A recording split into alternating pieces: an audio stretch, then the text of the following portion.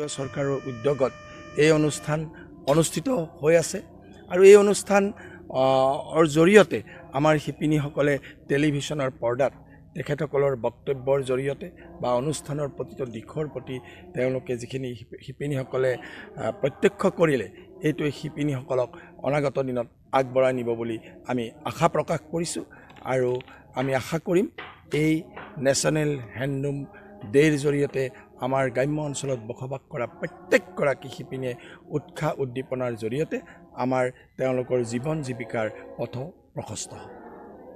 আজি 11 ৰাষ্ট্ৰীয় হস্ততাঁত দিৱস।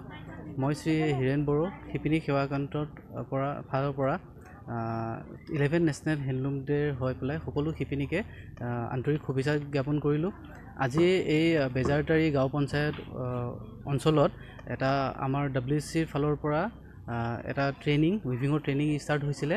তো সেই তাৰে গোটেইখিনি যিমানখিনি উইভাৰ্ছ আছিলে আৰু লগতে ইয়াৰে উইভাৰ্ছবোৰ গোটেইখিনি লগ হৈ পেলাই আজি 11 নেশ্যনেল হেণ্ডলুম ডে উদযাপন কৰিলোঁ আমি ইয়াতে গাঁও পঞ্চায়তত। এই যিটো আপোনাৰ 11 নেশ্যনেল হেণ্ডলুম ডে সেইটো আমাৰ প্ৰতি বছৰে 7 আগষ্ট তাৰিখে আমি উদযাপন কৰোঁ। ইয়াতে শিপিনীসকলৰ সুবিধাৰ্থে যিবোৰ স্কিম আছে ভাৰত চৰকাৰৰ ফালৰ পৰা সেইবোৰ বিষয়ে আলোচনা কৰিলোঁ। ইয়াতে বহুত আমাৰ বিশিষ্ট ব্যক্তি আহিছিলে, তেওঁলোকে গোটেই নিজৰ মত প্ৰকাশ কৰিলে। তেনেকৈ Stay informed, stay ahead. News NE 365.